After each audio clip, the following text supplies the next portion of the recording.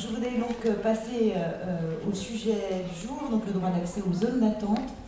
Il va y avoir donc 4 intervenants, donc 3 intervenantes, et j'en suis assez fière. C'est tout d'abord Ali Nazan, qui va nous parler des droits fondamentaux des personnes retenues. Ensuite, Catherine Teul, sur les droits d'accès des associations, qui est une longue bagarre. Il y a ensuite la convention des zones d'attente pour personnes en instance, qui va être développée par Hélène Lacon. Et enfin, le recul du droit d'accès. Quoi, c'est une éternelle bataille, et ce sera Michel Croc qui nous en parlera.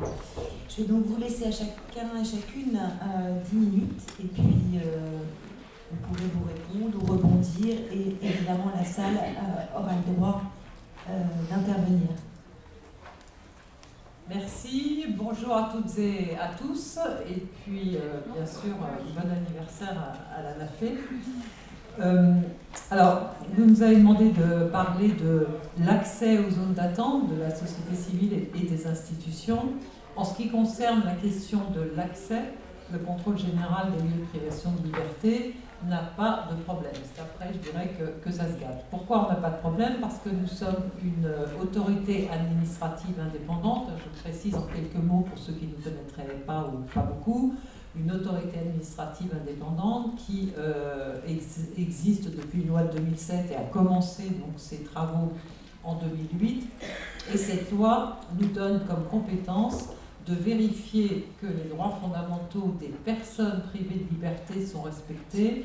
Et quand on dit personnes privées de liberté, il s'agit des personnes privées de liberté par une décision de l'administration ou bien de l'autorité judiciaire, c'est-à-dire évidemment les prisons, les hôpitaux psychiatriques, les centres de rétention administratifs et aussi, bien sûr, les zones d'attente, puisqu'elles sont un lieu de privation de liberté. Donc, en ce qui concerne l'accès à ces zones d'attente, nous n'avons pas de difficultés. Et d'ailleurs, nous, tous les ans, nous effectuons une ou plusieurs visites de ces zones d'attente. Un mot aussi pour vous dire comment on procède, c'est-à-dire qu'à l'issue de la visite, que ce soit une zone d'attente, une prison, un hôpital psychiatrique, à l'issue de ces visites, nous envoyons un rapport à la direction de l'établissement, ou en l'occurrence de la zone d'attente, qui répond, et ensuite nous adressons un rapport définitif au ministre de tutelle. Donc, en ce qui concerne les zones d'attente, bien sûr, il s'agit du ministre de l'Intérieur qui doit nous répondre à des recommandations que nous faisons.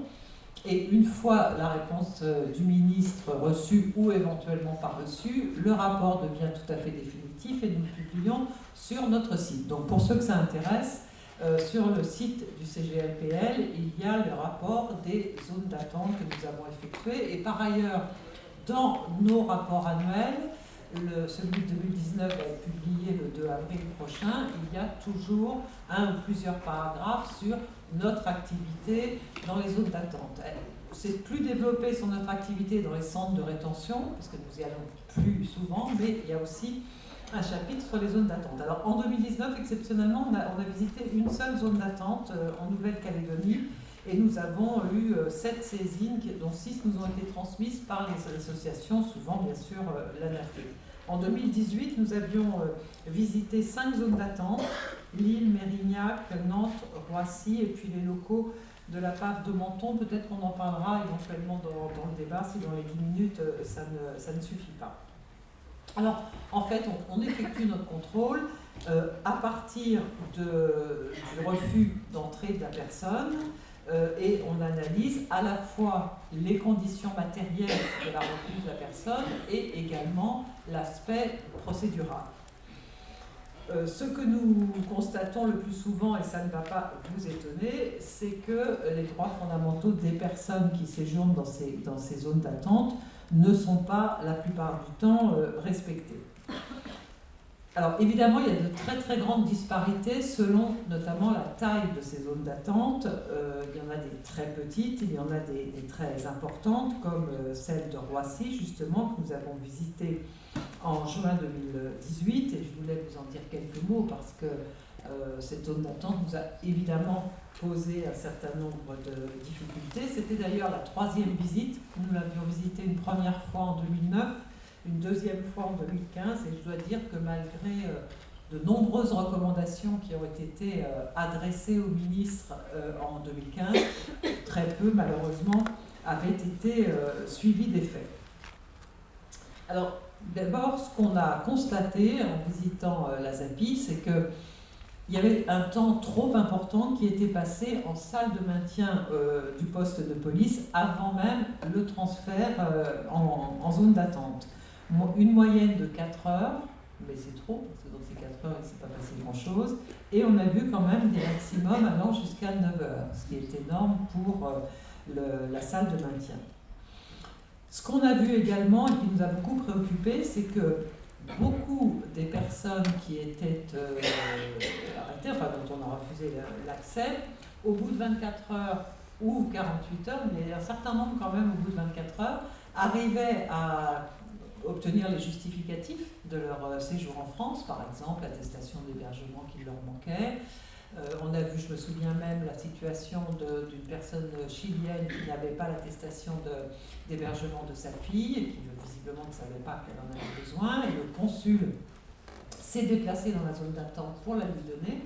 On a vu plusieurs situations comme celle-là et malgré tout, les autorités ont décidé d'attendre 4 jours la présentation de la personne devant le juge des libertés et de la détention, alors qu'objectivement, il n'y avait plus du tout de raison de maintenir la personne et surtout plus aucune raison de lui refuser le droit de séjourner en France. Donc ça, déjà, c'est quelque chose que nous avons dénoncé. Il n'y a pas de véritable accès au droit dans cette zone d'attente, dans la mesure où les documents qui sont remis sont tout à fait incomplets. Souvent, il n'y a pas, la plupart du temps d'ailleurs, de traducteurs. Les personnes ne comprennent pas bien ce qui leur arrive parce qu'elles sont souvent là et ne comprennent même pas ce qu'on leur reproche et pourquoi on ne les laisse pas rentrer. Il y a une association mais qui ne dispose pas d'une délégation de service public, donc qui est là à temps partiel. En l'occurrence, quand on y était, ça représentait 20% du temps. L'avocat de permanence commis d'office n'est présent qu'au moment des audiences JLD, donc il ne peut pas préparer sa défense en écoutant les personnes, ni même en rassemblant les pièces, ce qui pourra avoir une utilité évidemment. Les conditions d'hébergement sont pas bonnes. Alors dans d'autres zones d'attente, elles sont carrément indignes. Là, elles ne sont pas bonnes. Et ce qui nous a vraiment choqué, c'est que justement, quand les personnes sont en salle de maintien au poste de police, on leur parle d'hôtel. On leur dit qu'elles vont aller en résidence hôtelière ou à l'hôtel. Et évidemment, quand elles débarquent dans la zone d'attente, elles sont assez traumatisées. Le service de santé est totalement indigent. Et puis, bien sûr, la difficulté croissante de très nombreux mineurs non accompagnés, dont parfois d'ailleurs le nombre excède la capacité d'accueil de ces zones d'attente. Alors c'est vrai qu'il y a quand même une vigilance qui est exercée sur ces mineurs, qui a une crainte, c'est vrai, que ces mineurs, si on les laisse rentrer, soient victimes de traite humaine, mais au vu de ces craintes, eh bien, on en arrête de plus en plus, parce qu'on sait évidemment que si on les laisse, ils vont un peu s'épanouir dans la nature, mais du coup on les enferme en pensant que ça va être un temps de pause pour eux, ce qui est évidemment une hérésie, et on les met donc dans des situations qui sont totalement non conformes à leurs droits fondamentaux. Alors, un mot sur ça, je vous parlais de la ZAPI parce qu'elle nous a vraiment posé problème, cette zone d'attente. Donc on est dans la procédure pour le moment contradictoire. Mais dans toutes les zones d'attente, même celles qui sont beaucoup moins importantes en taille et donc ne procédant à des retenues que de façon épisodique, eh bien on retrouve exactement les mêmes atteintes aux droits fondamentaux, c'est-à-dire les registres ne sont pas bien tenus, en tout cas tenus de façon totalement incomplète.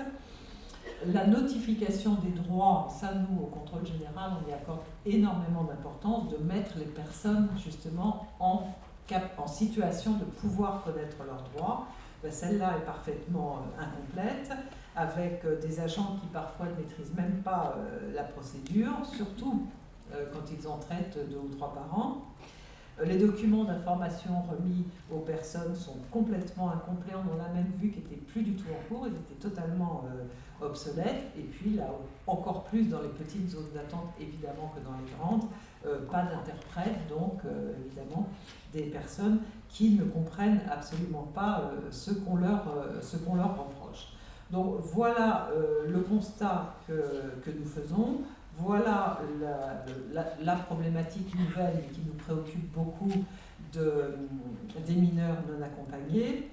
Et puis, un point aussi, 2 points. Un point sur l'accès qui est de plus en plus difficile finalement à ces zones d'attente, pas pour nous, puisque la loi nous protège et qu'on ne pourrait pas nous le refuser, mais j'ai été saisie récemment, ça a été, on l'a lu dans la presse, j'ai été saisie récemment par 4 députées européennes qui, à la frontière franco-italienne à Menton, ont voulu justement visiter les locaux de la PAF de Menton et à qui on a refusé l'accès en disant qu'il ne s'agissait pas de zone d'attente, mais, je cite avec des guillemets, qu'il s'agissait d'espaces de mise à l'abri.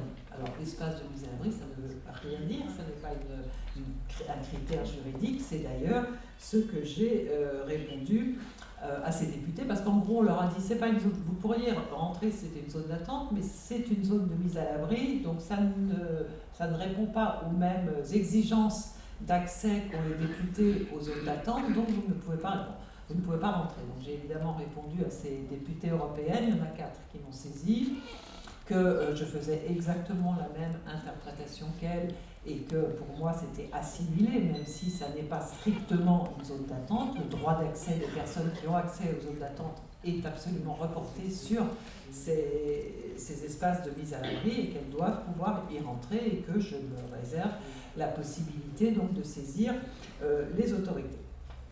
Voilà, donc je m'arrête là et puis on dira peut-être quelques mots de ce qui se passe à Menton parce que j'ai vu que ça continuait les problèmes continuaient à augmenter de façon assez inquiétante à Menton. Je vous remercie. Merci.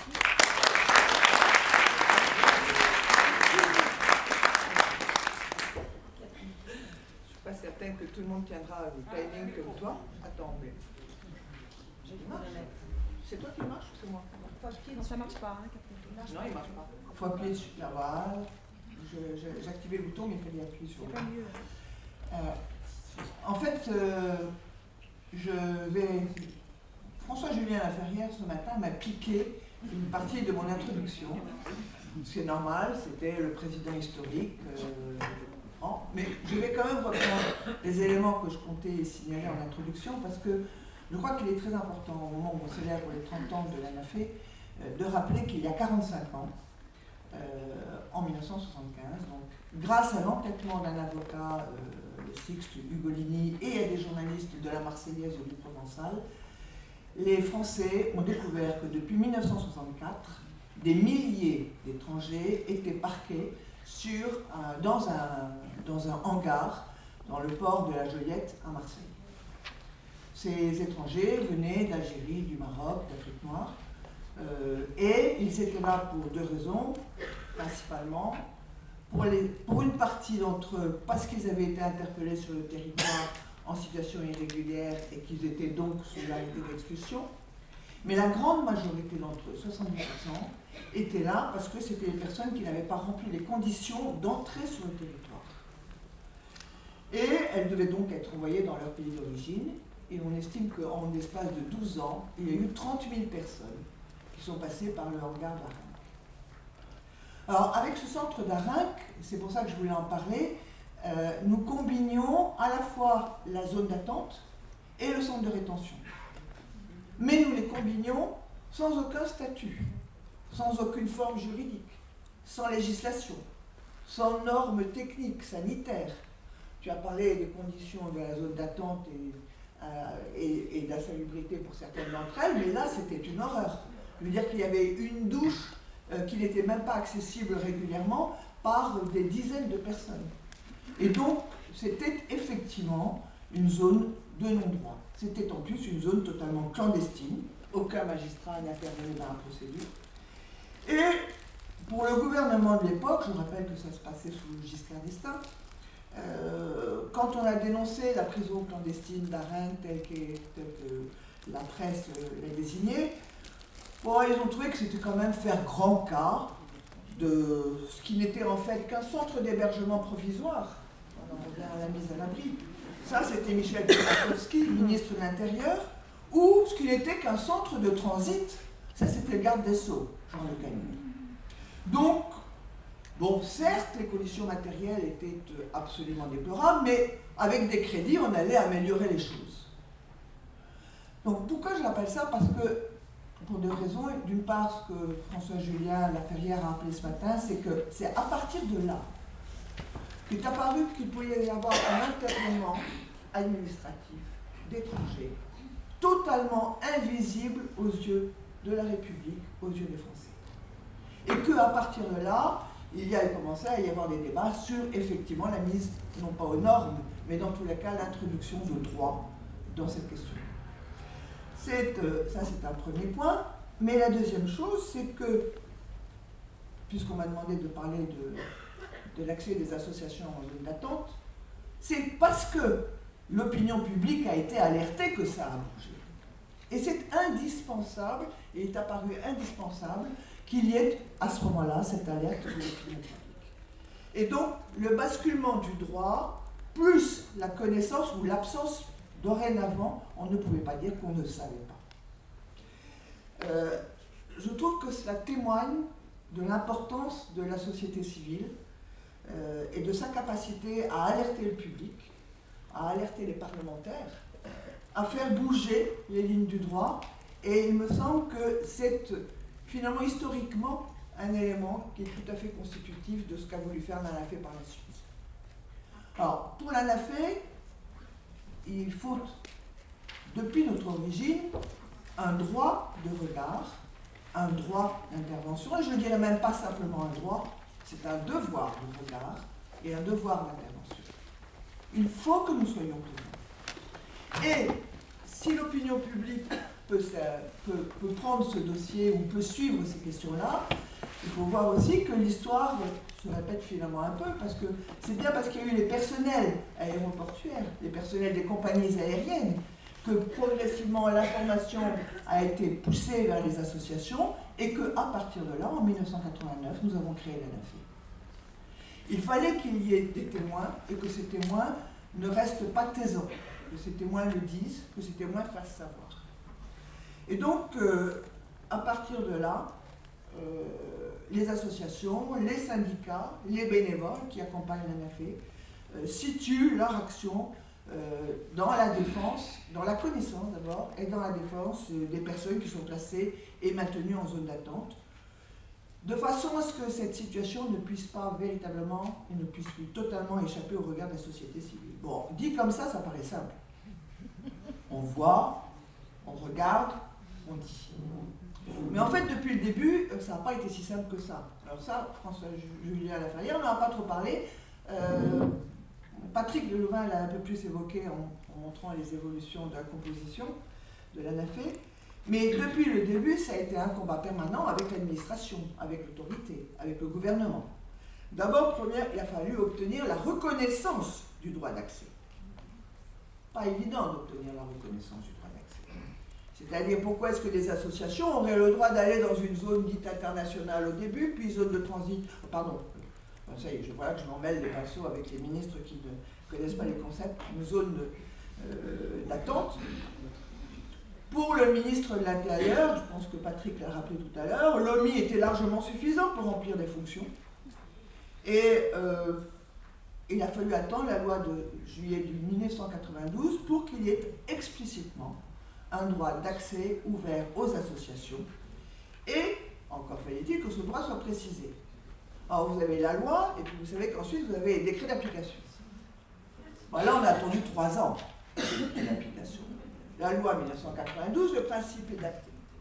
Bon, ben, jusqu'en 1995, on savait qu'on avait le droit, mais on ne savait pas comment on avait le droit, ni comment on pouvait avoir le droit, ni comment on pouvait l'exercer. Donc en 1995, 3 ans après, le décret tombe. Il y avait 14 associations qui étaient candidates. Il y en a 5 qui ont été retenues seulement. Les autres, alors 5, dont les grandes, Amnesty International, n'est-ce pas, l'ANAFE, heureusement, mais d'autres grandes qui ont été extrêmement vexées, comme la Ligue des droits de l'homme que je représente et que je représentais à l'époque, très très vexée, qu'on considère qu'elle n'était pas habilitable à entrer dans une d'attente, le MRAP, le GISTI, dont c'était quand même bien la spécialité, plus que celle de la Ligue des droits de l'homme, celles-ci sont exclues. Et donc à partir de là, celles-ci sont exclues, mais il y a le texte qui permet de définir les modalités. Alors, la présence associative est autorisée, mais à minima. C'est-à-dire que ce sont des périodes, des missions d'observation, et pas régulières, rythmées, pas trop souvent, pas avec trop de monde, et en plus accompagnées d'un représentant de la PAF.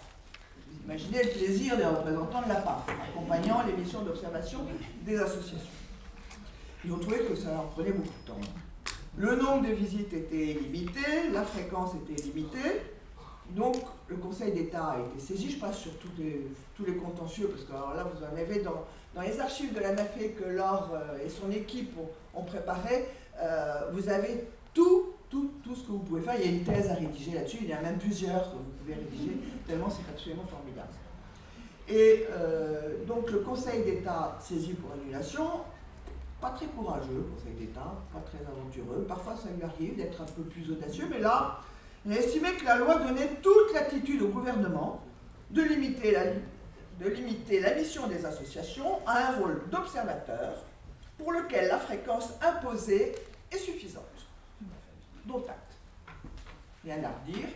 Vous pouvez venir, pas souvent, pas nombreux, et surtout pas tous. Le projet de l'ANAFE, qui était d'apporter une assistance permanente, combien ? 2 ? Une assistance permanente aux personnes maintenues, pour l'instant, on n'en parle pas. Il a fallu attendre de nombreux contentieux pour que d'autres associations, dont la Ligue des droits de l'homme, le GISTI, le MRAP, puissent enfin obtenir le droit d'exercer le droit de visite en zone d'attente. Et depuis 2004, l'ANAFE exerce enfin son droit à obtenir une permanence pour aider et soutenir les personnes retenues. Je ne vais pas revenir sur des remarques qui ont été faites par certains ce matin qui étaient très intéressantes. Je pense notamment au ne pas voir, ne pas entendre, ne pas dire de Jean-Éric Malabre.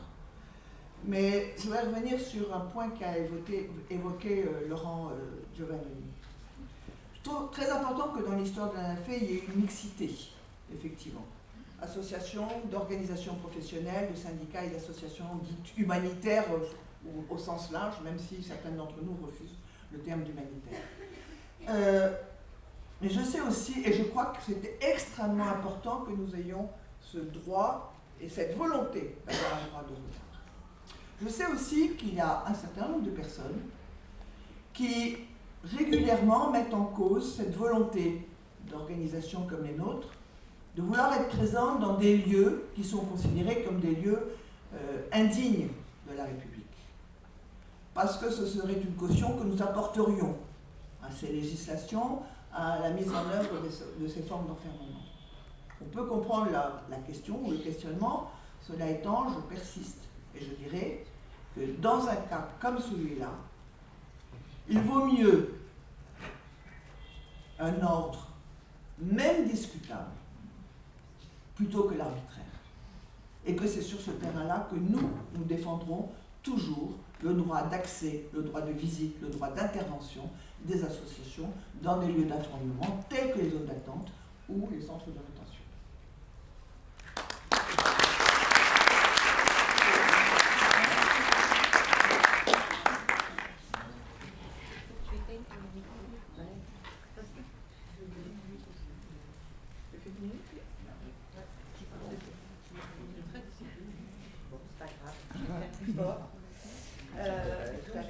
Mais oui, j'ai appuyé, c'est vert, mais ça ne veut plus marcher. C'est pas très grave.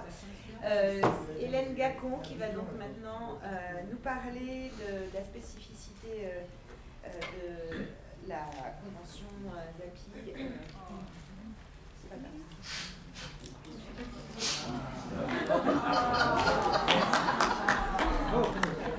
Voilà. Donc l'idée, c'est un peu...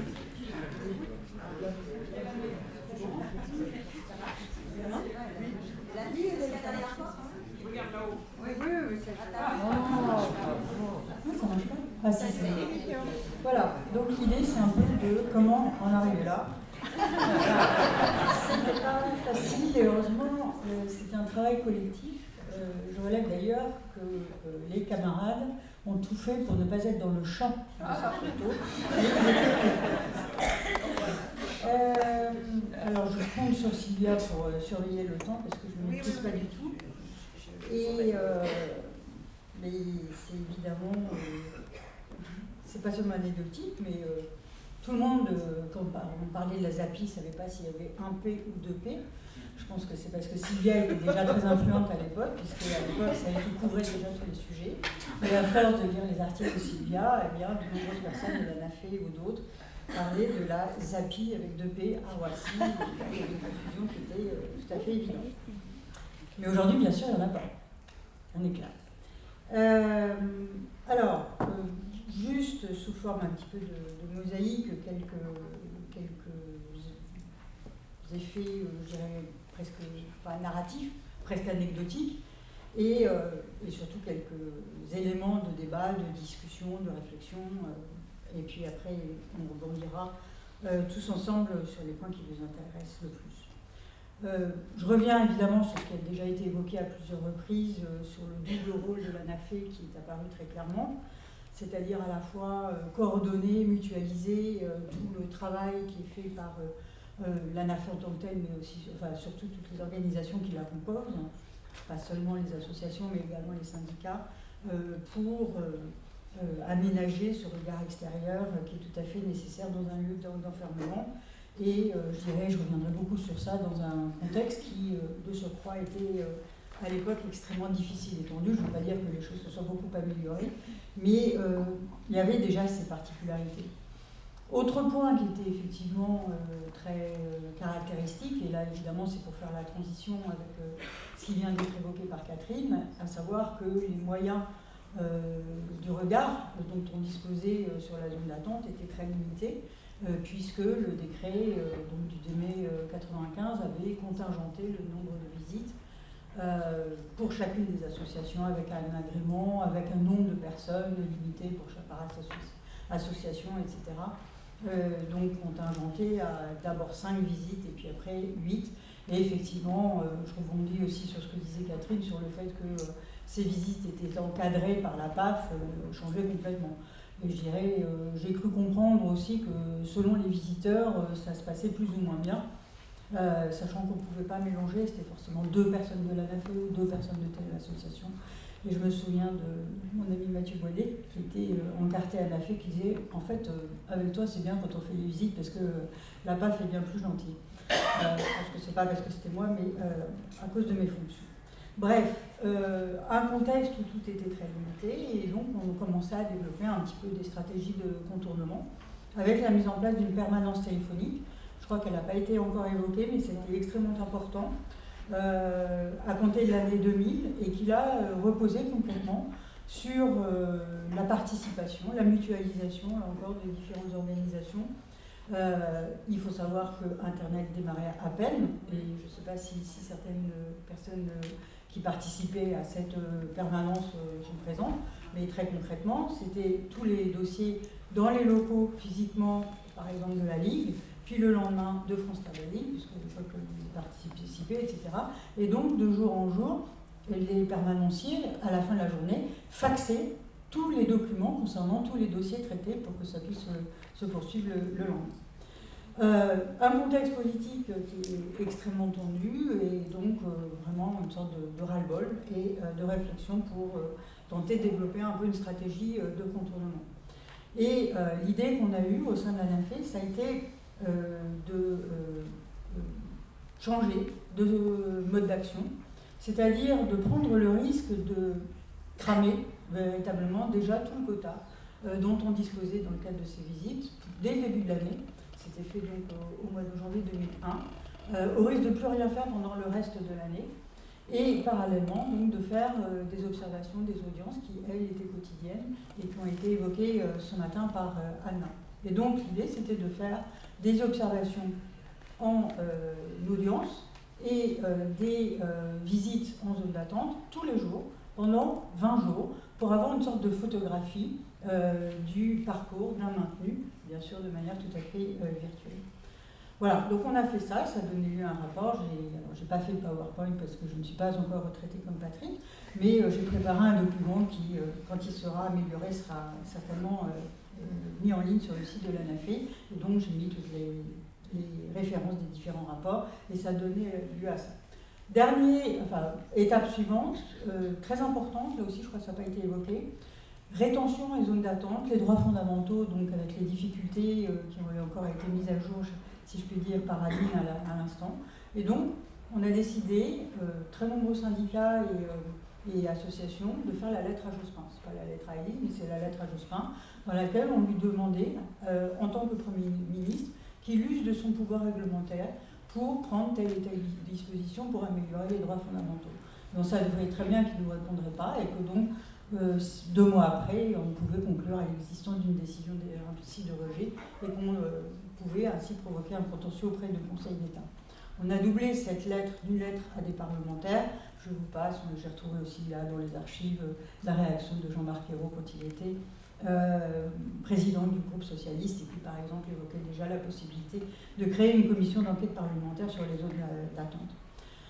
La situation a été extrêmement bloquée, malgré par exemple une réunion qu'on a eue avec le cabinet du Premier ministre le 29 mai 2001, un colloque à l'ANAFE,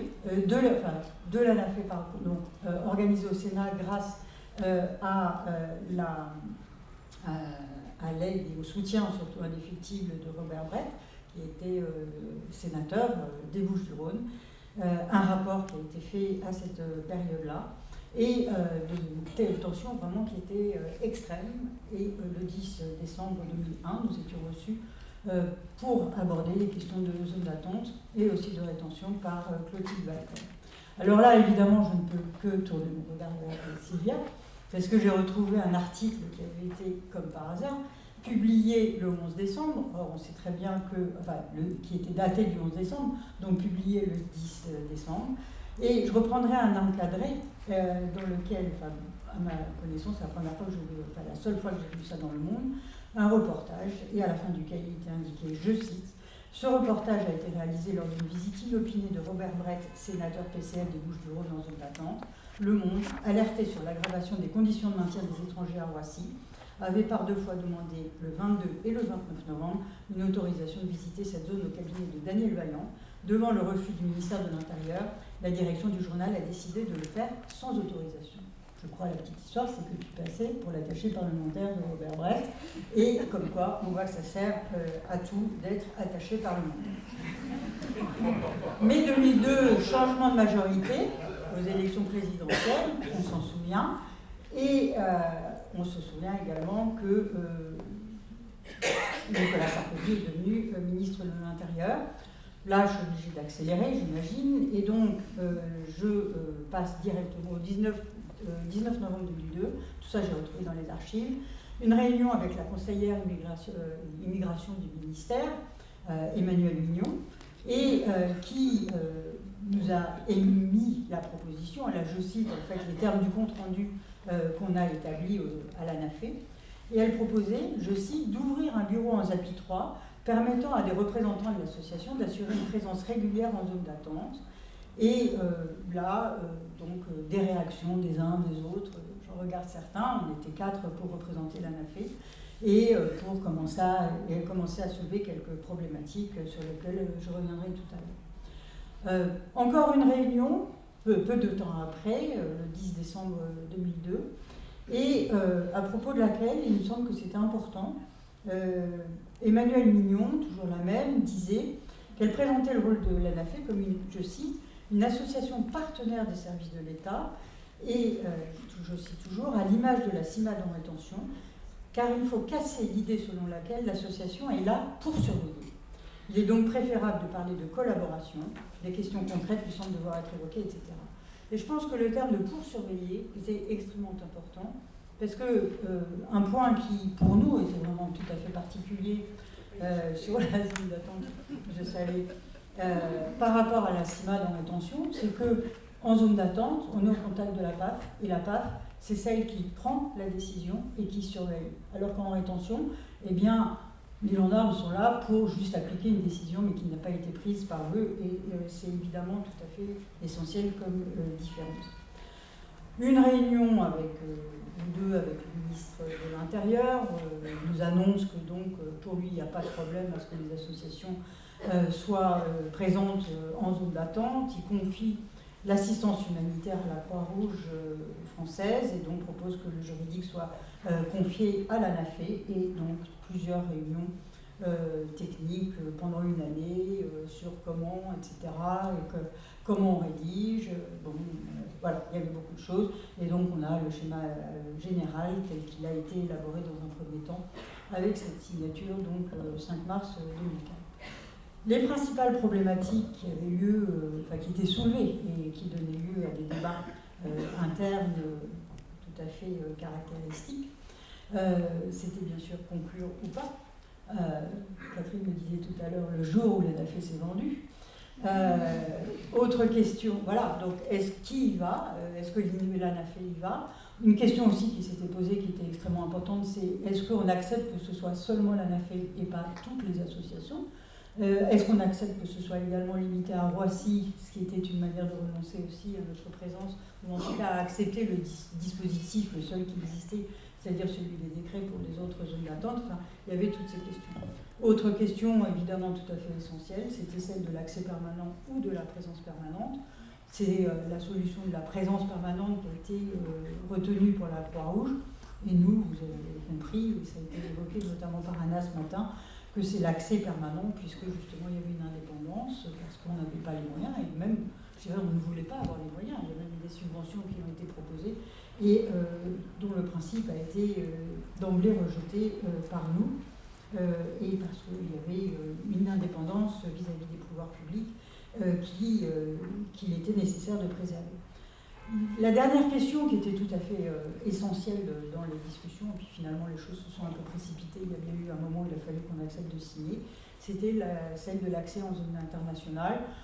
Est-ce qu'on accepte ou pas de ne pas avoir cet accès permanent en zone d'attente, c'est-à-dire de rester seulement sur un principe de visite ponctuelle, même s'il était prévu dans la Convention, puisque la Convention prévoyait le principe de 4 visites par semaine, mais encadrées par la PAF, etc., alors qu'on savait que c'était l'essentiel, puisque des refoulements étaient imminents à tout moment. J'imagine ce que tu me dis, ça je savais bien.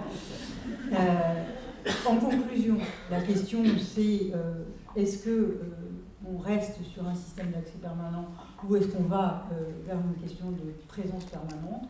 Je ne suis pas Madame Soleil, mais je pense que de toute façon, je regarde le président en fonction, que de toute façon, je crois que les termes du débat restent les mêmes, à savoir que c'est pas à l'ANAFE de faire une présence permanente, tout naturellement, la permanence gratuite, à tout moment et dans toute la zone d'attente, c'est-à-dire y compris la zone internationale, elle n'appartient pas à l'ANAFE, c'est pas à l'ANAFE de le faire, c'est pas son rôle, mais c'est une manière de reprendre cette revendication qu'on a toujours eue par ailleurs, c'est-à-dire d'une présence des avocats, puisque c'est le travail des avocats et non pas des associations. Merci beaucoup. Vous avez été très disciplinés, donc maintenant c'est à vous, Michel Croc. Bonjour, je me présente très brièvement, parce que je ne suis pas parisien, je réside aux alentours de Marseille et je suis visiteur de zone d'attente depuis 2012. Donc je fais à la fois des visites générales à la demande de l'ANAFE et je passe de longues heures au Canet avec des maintenus. Alors du coup, je vous explique le petit jeu de mots que j'ai fait dans l'intitulé « Recul du droit d'accès, recul de l'accès au droit ». C'est quand on regarde bien le CESEDA, les articles réglementaires et l'article législatif sont sous un titre, chapitre 3, contrôle des droits des étrangers. contrôle des droits. Et l'article réglementaire dit le délégué du HR et les associations ont accès à la zone d'attente. Donc c'est pas peuvent avoir le droit, c'est les associations ont accès à la zone d'attente. Donc il y a deux types d'accès. Il y a la visite de zone organisée et puis il y a la visite à une personne maintenue. Alors l'intérêt de la visite de la personne maintenue, à part évidemment l'aide à la personne maintenue, c'est qu'on est dans la zone d'attente et pas en parloir, et que la police n'est pas là. Puisque le règlement qui est remis au maintenu dit, au cours de ces visites, des étrangers peuvent s'entretenir confidentiellement avec les représentants des associations. Donc on est tout seul dans la zone d'attente, on peut se balader, acheter ce qu'on veut, et surtout discuter avec les maintenus également de conditions générales, pas seulement de leurs conditions. Alors il faut bien préciser que dans ces deux cas, la visite n'a pas à être annoncée et peut se dérouler sans limite d'horaire. Alors pour les visites générales, la preuve elle est que jusqu'en 2005, un délai de prévenance était imposé et qu'il a été supprimé en 2005. Bon. Et pour les visiteurs du HCR et des ONG, le règlement de la zone d'attente dit que ces visites se font sans restriction horaire. Donc là, ces points sont clairs pour démarrer. Alors quand même, il faut évidemment la personne qui va rendre visite à un maintenu et qui en même temps fait des observations est tenue à une certaine prudence, parce qu'il ne faudrait pas que ça tourne à qu'un conflit avec la PAF naisse à ce moment-là, qui soit préjudiciable au maintenu. Donc il faut gérer ça de façon un petit peu plus prudente. Alors, on m'a demandé de parler de deux choses, donner des exemples sur les refus d'accès et sur les qualités des relations avec la PAF. Alors, sur la qualité des relations avec la PAF, j'ajouterai quelques petits points, mais je serai assez rapide parce que Jean-Henrique Malabre m'a complètement épuisé le sujet ce matin. Alors, refus d'accès, refus total au port de Brest en janvier 2019. Alors, je parle au nom du visiteur. Au bureau de la douane, je suis reçu par la personne chargée des contrôles. Elle ne comprend pas l'objet de ma visite.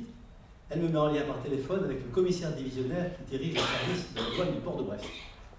Il m'explique que la ZEDA est en gestion de l'ANR et qu'à ce titre, la douane a en charge les contrôles, mais qu'ils ne sont pas en charge de la ZEDA. Je lui réponds que le CZEDA a défini la ZEDA à partir des points de débarquement et qu'à ce titre, ils sont bien en charge d'une partie de la ZEDA. Il m'explique qu'en cas d'irrégularité, les personnes sont remises à la police qui est en charge de la procédure qui va suivre.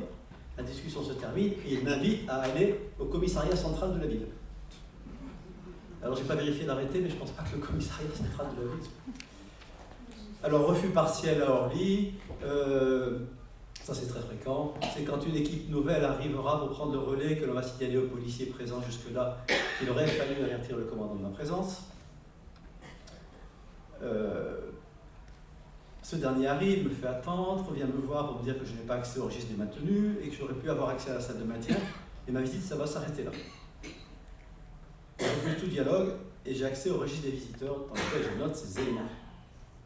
Alors, une discussion de même genre à Beauvais. Non, la zone d'attente ne comprend que la zone de maintien, mais je veux aller sur les passerelles, mais on ne fait jamais de contrôle passerelle, mais là, c'est la nouvelle partie de l'aérogare, on n'y va jamais. Bon.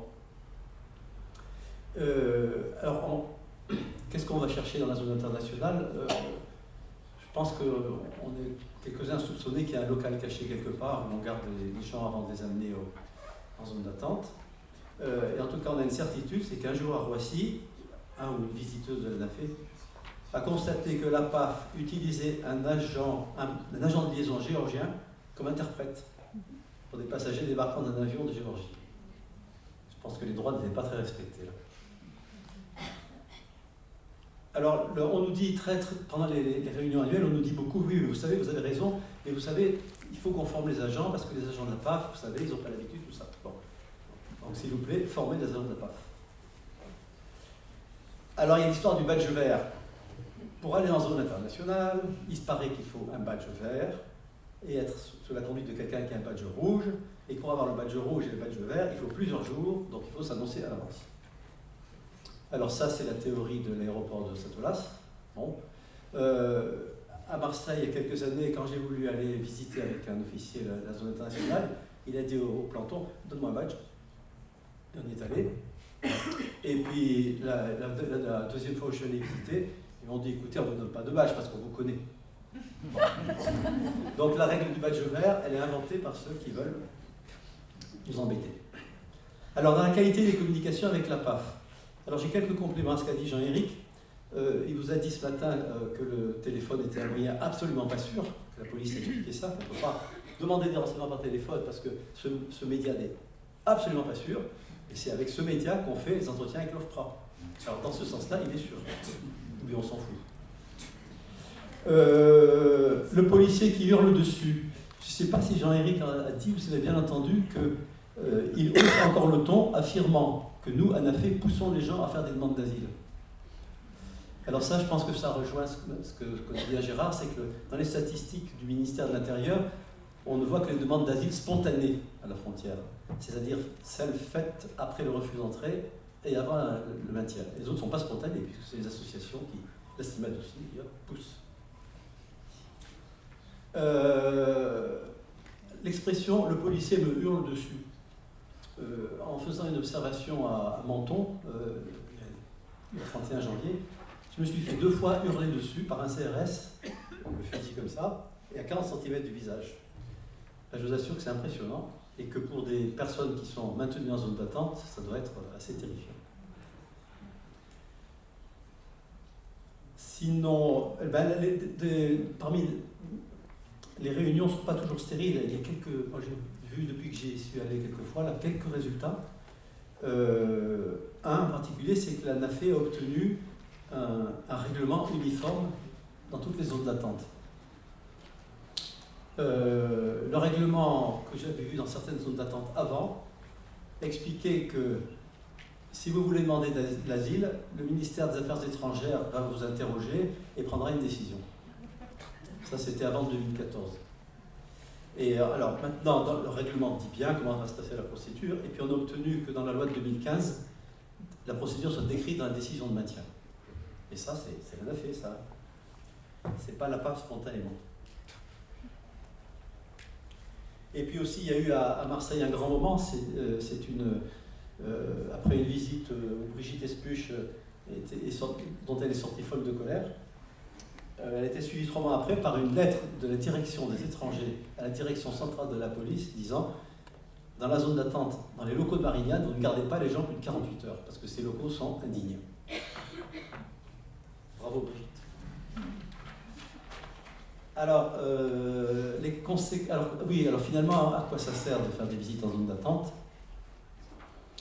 Comme l'a dit Anna ce matin, on est mieux à parler en direct avec quelqu'un que de l'avoir par téléphone.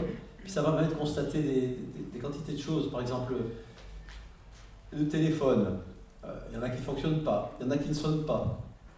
Les téléphones portables sont autorisés, sauf s'ils ont un appareil photo. Donc, votre appareil photo, votre téléphone, je crois. Ça n'existe plus, les téléphones sans appareil photo, je crois. Quand il faut... Alors, les téléphones... Oui, les petits, oui. Oui, mais bon. Les téléphones Orange, mis à grand fracas par la PAF, il faut une carte de paiement électronique. La carte de paiement électronique, il faut la demander à la PAF. Il n'a pas toujours le temps de le faire. J'ai demandé hier et je ne l'ai toujours pas eu. Après, il y a l'affichage, 2 minutes plus il ira. L'affichage déficient de toute façon, madame l'a dit. Et puis alors l'interprétariat. Alors là, je vais vous continuer l'histoire des 3 capitaines de ce matin.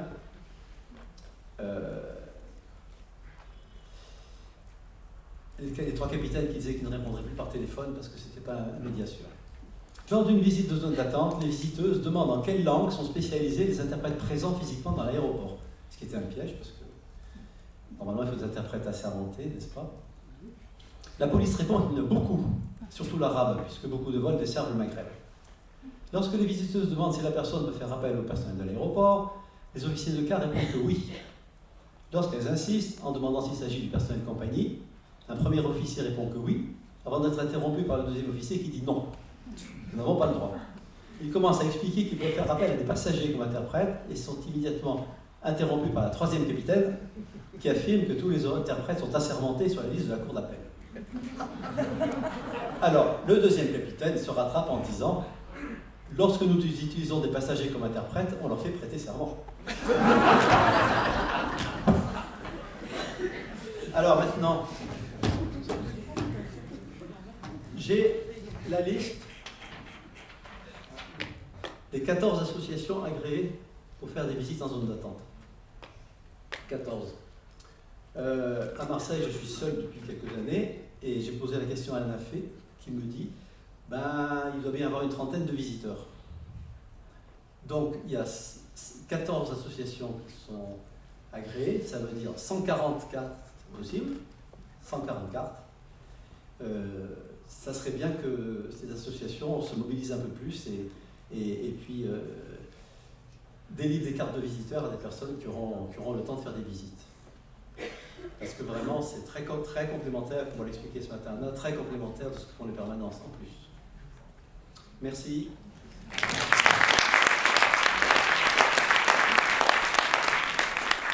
Merci beaucoup. Vous avez tous été d'une discipline de fer. Je ne sais pas si c'est le fait d'intervenir en zone d'attente, mais vous retenez. Je crois que Adeline Nazan voulait revenir sur le cas spécifique de la zone d'attente de Menton, mais peut-être que faites-moi signe si vous avez d'autres ajouts. D'accord. Adeline Nazan. Oui, je voulais, parce que c'est vraiment un problème important, donc je voulais signaler que le contrôle général est allé à 2 reprises, à l'été, enfin début septembre 2017 et début septembre 2018, voir comment se passait justement ce maintien à la frontière franco-italienne. Si je voulais en parler, c'est parce qu'en 2018, il nous a semblé que la situation s'était un petit peu améliorée par rapport à 2017, c'est-à-dire qu'il y avait moins de personnes retenues, les mineurs étaient quand même un petit peu mieux traités, les locaux s'étaient un peu améliorés, même si finalement l'amélioration elle était surtout sur des opérations de sécurisation, sur des questions d'amélioration des conditions d'hébergement. Mais j'ai vu, donc nous on n'y est pas retourné depuis 2018, mais j'ai vu à l'occasion notamment de saisines effectuées par l'ANAFE et puis d'autres associations que la situation s'était particulièrement dégradée. Je sais qu'un collectif d'associations y est allé en fin janvier, début février, donc tout récemment, et puis surtout on a été saisi par l'ANAFE de la situation d'un mineur, ça s'est passé au mois d'octobre mais c'est en train de rebondir, qui a été refoulé à plusieurs reprises, malgré le fait qu'il y a eu une ordonnance du tribunal administratif de Nice qui a annulé le principe de son refoulement. Donc je voulais un peu savoir où ça en était de la part des associations et puis surtout indiquer notre grande inquiétude sur cette situation. Merci. Hélène, tu voulais ajouter quelque chose? Et puis Oui, ensuite, ce serait bien que... Oui, c'était juste pour ajouter que, pour nous donner du grain à Moudra Michel concernant la PAF. En fait, j'ai retrouvé dans le compte-rendu là, de la première réunion qu'on a eue avec Emmanuel Mignon, là, pour laquelle il disait on accepte d'ouvrir un bureau en ZAPI 3, et j'ai relevé aussi tout. Alors, c'est notre compte-rendu, enfin, on ne l'a pas inventé. Elle a dit aussi que la réaction de la PAF sera le seul obstacle. Il faut blinder un dossier afin de lui présenter, car elle va montrer beaucoup de réticence. Comme le temps m'était compté, je vous ai épargné, en fait, on avait eu une phase expérimentale, c'est-à-dire qu'on avait négocié avec le ministère de l'Intérieur 1 mois d'expérimentation avant de négocier la convention. Et donc, justement, le bilan de la PAF de cette période expérimentale était apocalyptique. Et la PAF craint que la présence des associations augmente le nombre des demandes d'asile et complique le fonctionnement de la zone d'attente. Voilà, donc c'était assumé, complètement dit par le cabinet du ministre de l'Intérieur. Qui en même temps était ambiguë. Oui. Parce qu'elle était très ambiguë, c'est-à-dire qu'elle essayait de nous mettre dans sa poche en nous faisant valoir que la PAF posait des problèmes. Je veux dire qu'on a passé notre temps à cette époque-là à nager, et elle était vraiment sur ce terrain-là extrêmement louvoyante, nous montrant qu'elle comprenait nos objectifs et quasiment qu'elle était d'accord. Et puis, elle était quand même la conseillère de Sarkozy, et c'était un peu étonnant comme duo. Oui. Sur ça, pour les aérogares, je ne suis pas là à défendre Emmanuel Mignon, mais vraiment. Non, mais c'est pour eux. j'ai évoqué rapidement tout ce que contenait cette problématique des aérogares, mais c'était vraiment essentiel. Mais à un moment, j'allais souvent en réunion de travail avec Caroline Mangari, et elle disait, écoutez, très franchement, concrètement, je vois pas, je comprends pas. Et on y est allé, toutes les deux, une matinée entière, faire le tour de tous les aérocars de Roissy pour voir concrètement, etc. Complètement certaine, je ne sais pas comment s'appelle son homologue du ministre actuel, mais je ne suis pas complètement certaine que ce serait dans l'air du temps maintenant. Enfin, il y a quand même une démarche qui, je pense, avait une certaine sincérité, en tout cas, dans la recherche de compréhension. Est-ce que... Du côté de la salle, il y a des interventions, des compléments, des...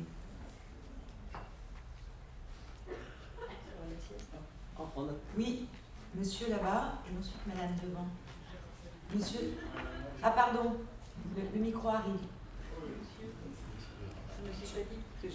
Ah pardon, excusez-moi, Bonjour, Gérard Sadik de la CIMAD et aussi de l'ANAFE. Je pense qu'il y a un élément qui est quand même assez important à rappeler pour les plus jeunes. C'est si l'accès aux associations a été très dur en zone d'attente, notamment à compter de 2001, c'est parce que la situation était catastrophique. C'est-à-dire, au moment où on a fait cette observation, moi j'avais oublié qu'on avait fait une campagne, en janvier, donc c'était l'ouverture de la zone d'attente qui existe aujourd'hui, la ZAPI 3, c'est un nouveau bâtiment, nickel, tout propre, et ainsi de suite. On torturait les gens dans ces lieux. Des gens étaient... il y a eu des informations qui ont fait qu'on leur faisait le supplice du lavabo pour les forcer à repartir. Le délégué au HR a vu une femme se faire tirer par les cheveux devant lui. Il n'y avait aucune gêne. Il y avait des dizaines de milliers de personnes, notamment des centaines de personnes qui étaient gardées dans les aérogares. Sylvia Zapi a pu le voir avec la retraite. C'était 120 personnes dans une petite salle. Les conditions étaient horribles. Et à l'époque, on avait un ministre de l'Intérieur qui s'appelle Daniel Vaillant, qui était de gauche, qui disait « il ne se passe rien ». Au moment des observations aux audiences, en fait, on voyait au nez de tous de voir un trafic de jeunes, de traite des êtres humains. Il a fallu que la CIMAD Logistique porte plainte pour proxénétisme, pour que ça bouge un petit peu au niveau de la justice. L'administration ne faisait rien. On était dans une période spéciale, c'est-à-dire des dizaines de milliers de personnes qui étaient torturées. Et c'est aussi pour ça que la police ne voulait pas que l'ANAFE et d'autres organisations rentrent dans les zones d'attente, parce que ça voulait dire qu'on allait dénoncer leur comportement et ça risquait des poursuites pénales. Voilà. Pour compléter, même sans parler de torture, quand on était rentré dans la salle, il y avait quelque chose qui nous avait sauté aux yeux, c'était des petites bouteilles d'eau minérale avec un liquide jaune. Et on se demandait, mais qu'est-ce qu'ils leur font boire? C'est quoi ce truc-là? Et parce que c'était des tout jeunes qui étaient parqués dans ce tout petit local qui devait faire genre, je sais pas, 8 mètres carrés. Ils étaient assis par terre. C'était des jeunes majeurs et ils nous avaient fait un signe en disant qu'en fait c'était là-dedans qu'ils faisaient pipi puisqu'ils n'avaient pas accès au WC, donc évidemment pas accès à un lavabo, et ça pendant 48 heures. Donc non, ça nous a quand même sauté à la figure assez sauvagement. Je ne veux pas capter la parole, il y avait madame qui était juste devant. Oui, alors moi, je voudrais vous poser une... Alors, je m'appelle Martine Henry, je suis visiteur de zone d'attente à l'aéroport de Nice et je suis aussi membre d'Amnesty et nous travaillons sur la frontière longtemps depuis 2011. Ma question concerne justement la visite de M. Gontard à la frontière très récemment, juste avant du sénateur Guillaume Gontard qui est venu récemment à la frontière. Avant de venir à la frontière, il avait préparé sa venue en posant une question au gouvernement, au Sénat. Et je pense que, est-ce que vous avez eu connaissance de cette question? Parce que la réponse de M. Nunez, le ministre qui représentait le ministre de l'Intérieur, a été quand même tout à fait étonnante en parlant justement de cette fameuse mise à l'abri. Et ce que je voulais vous demander, donc quand le sénateur est arrivé à Menton, la question a été de savoir, il a demandé quelle était la qualification de cette zone à la PAF, à Menton. Et on a pu démontrer tout au long de la journée que ce n'était pas tellement une mise à l'abri, étant donné qu'il y avait eu 30 personnes qui avaient passé la nuit dans les locaux de la PAF et qu'on a pu interroger à leur sortie de la PAF tout au long de la frontière, qu'on a pu les voir revenir à pied, comme d'habitude, à Yavatimille. Donc la mise à l'abri, où était-elle? Il a pu vraiment démontrer que c'était un lieu vraiment privatif de liberté. Et donc je voulais avoir votre avis, je vous demandais si vous avez entendu la réponse du ministre, qui était tout à fait étonnante, parce que dans la même phrase, il a dit que c'était un lieu de mise à l'abri, mais il a parlé quand même de personnes retenues, dans la même phrase. Hein. Et voilà, c'était ma question, c'était comment un ministre peut dire des choses pareilles au Sénat, quoi, dans un Parlement. J'en ai dit que c'était ridicule. Voilà. Alors, moi, je n'ai pas connaissance ni de la question ni de la réponse, mais donc vous nous donnez l'information, elle se suffit à elle-même. Alors, comment un ministre peut-il dire ça? Ça, c'est pas moi qui vais répondre, mais effectivement, c'est n'importe quoi, parce que cette notion de mise à l'écart n'existe pas. Enfin, ça n'est pas une notion mise à l'abri, pardon, lapsus révélateur, ça n'existe pas. Donc, qu'un ministre effectivement réponde cela me paraît particulièrement grave, et puis méconnaissant, faisant semblant de méconnaître les dispositifs juridiques les plus évidents. Vous vouliez dire quelques mots? Oui, c'est juste une précision après l'ensemble de son intervention. Quand on a créé cette table ronde, il y avait, vous l'avez bien entendu, enfin bien compris, une perspective historique. Et on terminait justement par le propos de Michel. Et Michel, tu l'as bien évoqué. On connaît depuis quelques années un recul du droit d'accès des associations. Et plus particulièrement, vraiment ces 3-4 dernières années, où nos associations se sont vues refuser l'accès, soit des visites en zone d'attente, soit éventuellement en aérogare, mais pour des motifs divers et variés, que l'association n'est pas reconnue, que la visite se fait beaucoup trop tardive, qu'on ne connaît pas le cadre réglementaire et donc on ne connaît pas l'existence de ce droit d'accès. Donc voilà, il y a quand même à de multiples reprises, on s'est vu refuser cet accès. On a saisi à plusieurs reprises le ministère de la question, et notamment en 2018. En 2018, nous n'avons pas eu de réponse. En 2019, lors de la réunion annuelle sur le fonctionnement des zones d'attente dont on parlait ce matin, on a reposé la question. Le ministère s'était engagé à expliquer, à redonner les consignes dans l'ensemble des zones d'attente que ce droit d'accès existe et qu'il doit être garanti. Et depuis, on a encore eu 2 refus. Donc on s'en inquiète parce que si on rentre dans cette perspective historique, et c'est aussi l'objet de ces 30 ans, c'est de rappeler qu'on a quand même beaucoup de batailles qui ont été menées, certaines qu'on pensait gagner. Et aujourd'hui, on observe quand même un certain nombre de reculs et d'inquiétudes. On parlait tout à l'heure de ce qui se passe à la frontière franco-italienne et des locaux de rétention, maintien. On ne sait pas exactement ce que c'est, mise à l'abri, mais ça se voit aussi sur le droit d'accès des associations. Les centres d'hébergement. Centres d'hébergement maintenant, effectivement. Oui, monsieur Croc. Oui, je voulais ajouter un point, mais il est positif celui-là, que j'avais oublié. C'est que dans les visites d'un maintenu en zone d'attente, il y a de longs trajets dans des couloirs qu'on fait avec de jeunes policiers qui sont loin de leur hiérarchie. Et là, tout d'un coup, on s'aperçoit qu'ils sont intéressés par ce qu'on fait. Pourquoi vous venez? Mais qu'est-ce que vous faites? Mais c'est bien. Il y a chez les jeunes quand même un peu un sentiment que voilà, ces gens qui sont enfermés alors qu'ils n'ont pas commis d'infraction, c'est quand même bizarre. Et puis alors après, quelquefois on apprend des choses aussi, parce qu'ils sont plus bavards que quelquefois. Une fois, il y en a un qui me dit « je rentre avec vous dans la zone d'attente ». Je lui dis « ah non, pas question ». Non, pas parce que c'est comme ça, c'est prévu comme ça. Il dit, oui, mais j'ai peur pour votre sécurité. Alors je lui dis, mais écoutez, ne vous inquiétez pas, et vous allez vous mettre où dans la zone d'attente? Je lui dis, ben, je me mets dans l'espace qui est un peu ouvert, parce qu'au Canet, il y a un espace commun, et puis il y a 6 chambres par pays. Bon. Je me mets dans un des espaces ouverts, là, puis il discute. Il dit, vous n'allez pas dans les chambres? Je dis, non, je ne vais pas dans les chambres. Il dit, ah bon, ça va, parce que la caméra de surveillance, elle est dans l'espace commun, et dans les chambres, il n'y en a pas. Donc le jour où j'aurai quelque chose de confidentiel à discuter avec un demandeur d'asile, je sais où il est. Merci. Est-ce qu'il y a d'autres interventions, d'autres témoignages? Monsieur? Bonjour, merci. Zoltan Zaleh, j'étais visiteur quand il n'y avait pas de zone d'attente. J'étais pasteur à l'aéroport de Roissy, il y avait quelqu'un près.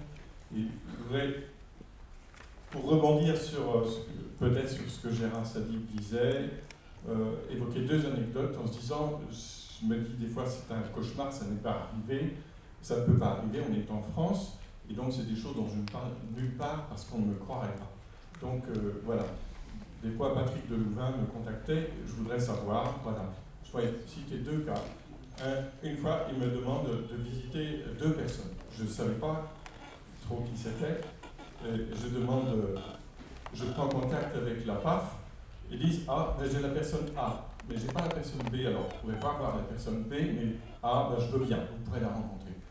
Et puis Air France, sur les vols de départ, il y avait la personne B, mais pas la personne A. Donc voilà, on en a conclu que c'est la même personne, mais que simplement, la personne peut être enregistrée sous une fausse identité sur un vol par l'administration française, ceci pour éviter qu'on la retrouve, que les syndicalistes, etc., la retrouvent. Donc voilà, c'est un peu inquiétant, quoi. C'est un peu inquiétant, simplement, voilà. Un autre cas qui était un peu inquiétant, également, je me souviens, c'était avec Amnesty International, c'était un Iranien qui était reconduit du Canada vers l'Iran en passant par Paris-Vienne. Or, c'était une des premières, enfin peut-être la première reconduite vers l'Iran après la chute du Shah d'Iran, les Mollahs, ou je ne sais plus quelles circonstances politiques, voilà.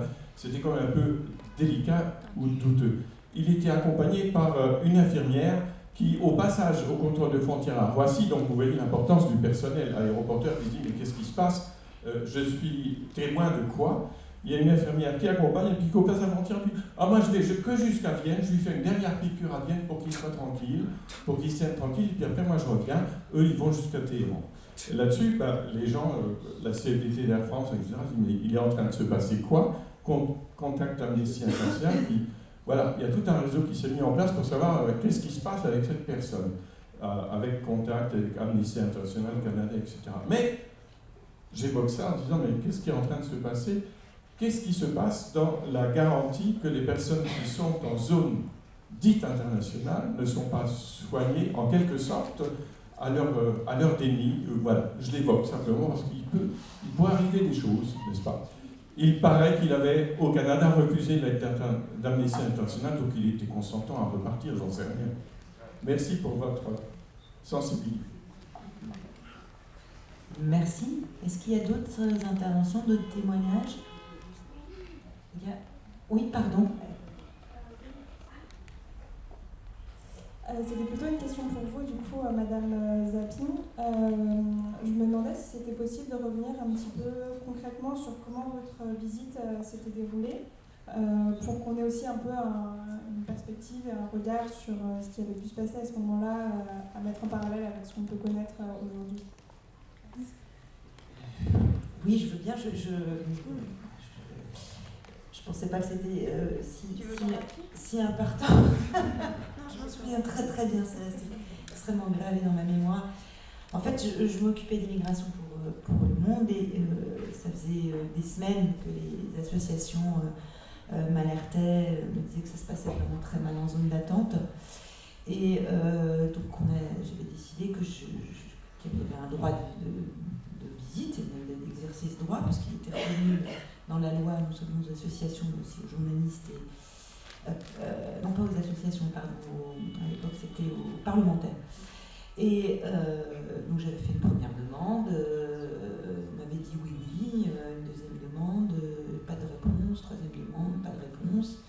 Enfin, on m'avait dit oui, on m'avait dit on a bien reçu votre demande. Et au bout d'un mois, je me suis dit, voilà, il y a quand même, j'avais j'avais été voir ma rédaction en chef, parce qu'on avait un principe, c'était de ne pas se cacher comme journaliste. Donc, quand on va quelque part, quand on fait un reportage ou une enquête, on signale qu'on est journaliste. Et pour la première fois, on m'a dit, bon, écoute, vas-y, essaie de voir, puisque Robert Brett avait eu l'idée de me contacter, et c'était via le Gistier Ménafé. Et donc j'avais été sur place, où on m'avait maquillé une pauvre carte d'assistante parlementaire en glissant dans la justice du plastique ma photo d'identité. Et c'était passé comme ça, et donc avec Robert Brett, on avait découvert cette zone, qui n'était pas une zone en tant que telle, c'était des pauvres locaux sans aucune installation. Je vous ai donné l'anecdote de tout à l'heure, dans laquelle les gens étaient assis, sans aucune... assis par terre, quand il y avait plus de chaises. Et avec des plateaux qui étaient des plateaux d'avion, donc qui arrivaient souvent froids, pas du tout adaptés à leur propre façon de se nourrir, à leurs habitudes alimentaires, donc porc pas porc, viande pas viande, enfin tout, souvent des sandwichs assez mauvais, comme vous pouvez les avoir à bord des avions, et sans aucune visite sanitaire, aucun droit qui leur était signalé, aucune visite médicale, enfin c'était quand même assez terrible. Et on avait pu aussi pousser un peu plus jusqu'à la zone internationale, qui là, c'était pareil, ils étaient, vous voyez comment sont les zones internationales, sur les pauvres banquettes, quand on les laissait s'allonger. Sinon, ils étaient là avec leur sac à attendre des heures, parce qu'en zone internationale, là, ils n'étaient même pas sur le territoire, ils n'avaient même pas le droit de demander l'asile. Et c'était le petit jeu de la PAF de les y maintenir, parce que comme ça, on évitait qu'ils demandent l'asile quand ils étaient déterminés. Et donc à cette suite, j'avais donc raconté cette visite en essayant de me mettre le plus à plat possible, le plus à distance, parce que c'est remuant. J'imagine que tous les militants associatifs savent ce que c'est d'être confrontés à des situations difficiles, mais quand on n'est pas habitué, ça secoue. Et il y a eu 2 fois où j'ai été franchement secouée, c'était cette visite en zone d'attente, et puis 2 ans plus tard, ça a été les 3 jours passés à Sangatte. Non, il y en avait une 3e, c'est quand j'étais au Baumette pour aller voir les étrangers qui étaient là, enfermés en prison pour défaut de papier. Je crois que c'est ces 3 lieux-là où franchement, j'ai jamais vu à quel point la France et les autorités, et là c'était sous un gouvernement socialiste, en tout cas qui se le disait comme tel, pouvaient traiter les étrangers et les demandeurs d'asile. Donc voilà, je pense que ça n'apprend pas grand-chose à tous les militants associatifs et tous ces visiteurs qui viennent autant que faire se peut, le plus souvent possible, visiter ces lieux de privation de liberté. Je ne suis pas sûre, à vous entendre, que c'est beaucoup changé, que ça se soit beaucoup amélioré. Si peut-être qu'ils ont maintenant quelques lieux de facilité pour se laver, pour s'allonger, peut-être pour mieux se nourrir. Mais c'est toujours des lieux dans lesquels on ne reconnaît pas les êtres pour ce qu'ils sont, c'est-à-dire des êtres qui ont des droits. Il me revient en mémoire une visite à Arinque. Là, c'était via la CIMAD, il y avait un militant, c'était plutôt la mouvance ANAR qui était à l'époque à Marseille, du côté de la CIMAD. Et il y avait un jeune militant qui lâchait jamais rien sur Arinque et qui un jour m'avait dit « mais faut que tu viennes ce soir avec moi, on va essayer de rentrer ». Et il m'avait fait passer pour une militante, il faisait nuit, c'était une espèce de bunker sans lumière, qui était assez terrible. Il avait fallu négocier très longtemps avec les policiers qui étaient à l'entrée, puis on avait réussi à rentrer. Et j'avais été absolument effrayée parce que c'était la première fois que je voyais des mineurs en zone d'attente. parce qu'on appelait ça une zone d'attente, c'était vraiment une espèce de boui-boui infâme, avec des familles qui étaient retenues là, et c'était la première fois que je voyais des mineurs retenus.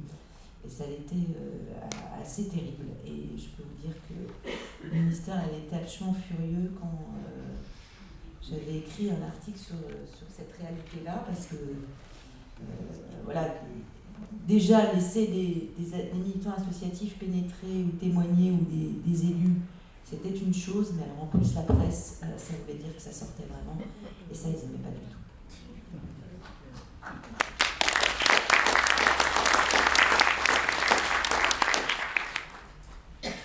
Juste en attendant peut-être la dernière question, apporter un complément à ce qui a été dit tout à l'heure sur la question de la santé et du traitement du coup réservé aux personnes qui sont enfermées en zone d'attente.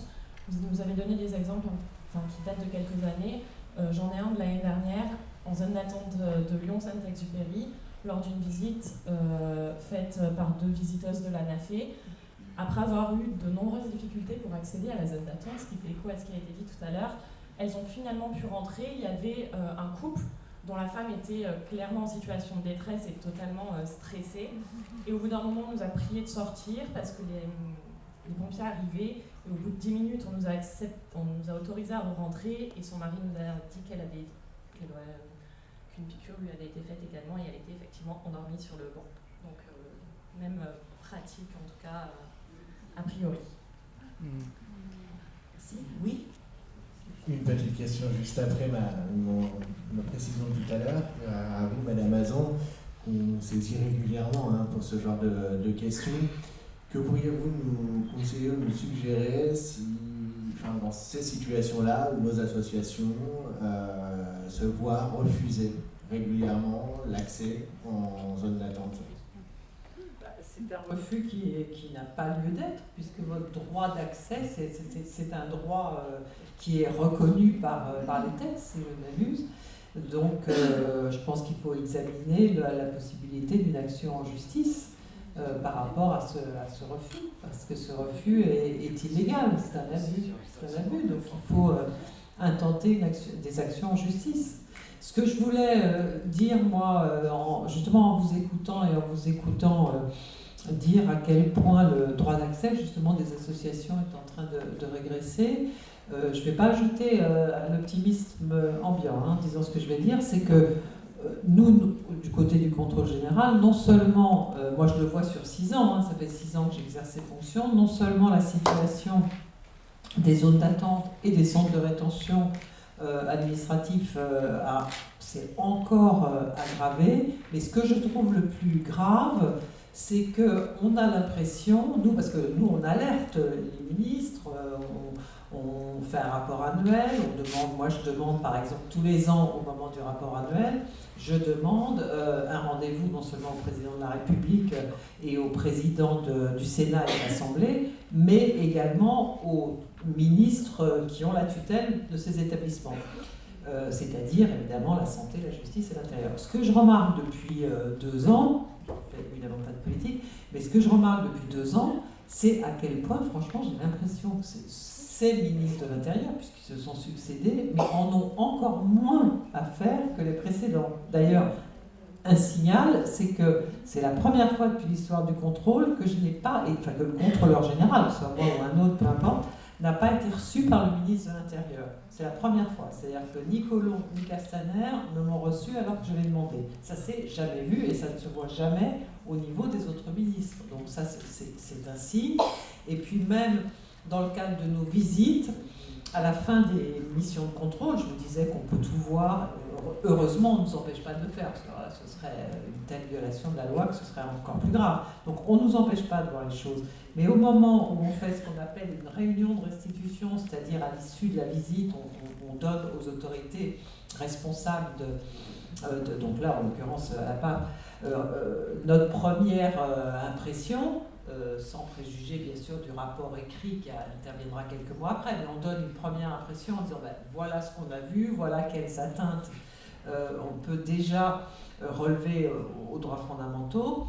C'est vrai pour les centres de rétention, pour les zones d'attente. C'est là où on a l'impression que les autorités, c'est pareil, n'en ont rien à faire, franchement. C'est-à-dire que autant l'administration pénitentiaire, on n'a pas que de bonnes relations avec l'administration pénitentiaire, on est très souvent en conflit.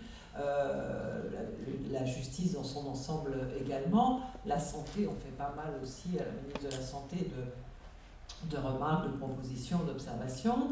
Mais il y a toujours un échange, il y a toujours un dialogue.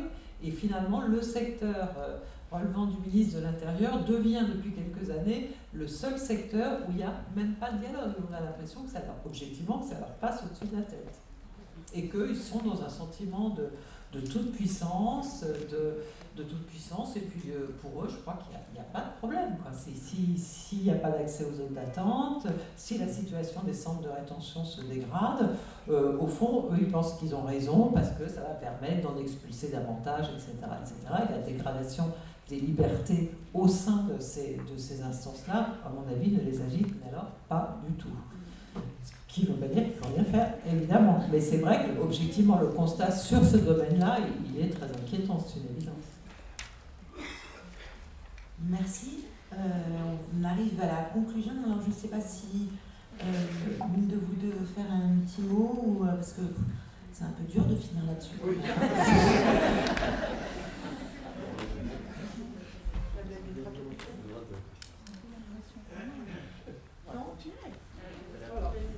Je pense qu'on n'a pas d'autres petits mots à faire que de dire que même si nous avons le sentiment de nous battre contre un recul permanent des droits, nous devons continuer à essayer de foutre des coups de pied pour avancer.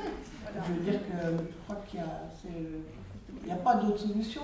Alors, par rapport à ce que tu disais, Aline, j'ai l'impression que finalement la question des droits de l'homme, des droits humains, il y a certains, n'est-ce pas, dans la salle, est considérée comme un objet de luxe. Finalement, c'est du superflu. Et donc nous sommes futiles, finalement, nous qui nous préoccupons de ces questions. Ben non, nous continuerons à dire que ce n'est pas futile et que c'est fondamental et que nous continuerons à essayer de faire avancer. Alors le problème, c'est de passer vers les autres générations. Parce que finalement, on était d'un certain âge, n'est-ce pas, ceux qui sont passés aujourd'hui, oui, sauf le président actuel. Donc je crois que là, il y a effectivement la continuité. Non, parce que l'équipe de l'ANAFE est une équipe très, très jeune et très dynamique et elle est absolument remarquable, je le redirai pour la dernière fois, parce que sinon elles vont être ravies. Donc il faut que les associations donnent des cartes à des jeunes visiteurs.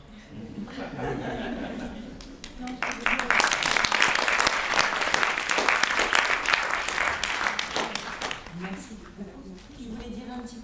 Non, en fait, c'est des souvenirs de vieilles, mais non, mais l'idée c'est surtout d'essayer de diversifier un peu les modalités d'action en fonction des moyens dont on dispose. Je crois que c'était en 2002, c'était à peu près cette période, mais par exemple on était choqués par tous les mineurs qui arrivaient. Et en fait, il y a eu une période à l'ANAFE, on a décidé de faire un communiqué de presse à chaque fois qu'on avait connaissance d'un mineur. Et assez curieusement, il y avait des fois où c'était relayé par la presse, puis d'autres fois pas du tout. Bon, est-ce qu'il faudrait continuer? Gérard a eu raison tout à l'heure d'abonder pour décrire toute la situation qui prévalait dans le contexte dont j'ai décrit un petit peu le processus de négociation politique. Mais c'était aussi à cette époque où on constatait les violences policières. Et aussi une chose qu'on a faite, je regarde Patrick parce que on faisait beaucoup ensemble, mais c'était, on avait fait une sorte de formulaire type de dépôt de plainte systématique dès que des violences policières étaient constatées. Voilà. Bon, c'était des choses, ça avait été limite, mais peut-être de réactiver, d'inventer, voilà, peut-être le coup de flash pendant un mois sur telle chose, et puis un autre coup de flash pendant un mois. Enfin, voilà, sinon on s'épuise. De toute façon, on sait que le rapport de force est complètement déséquilibré, c'est pas pour ça qu'on va rien faire. Jeter des robes. Merci beaucoup. En tout cas, on va laisser la place parce que j'ai encore un autre débat. Je vous remercie à toutes et tous.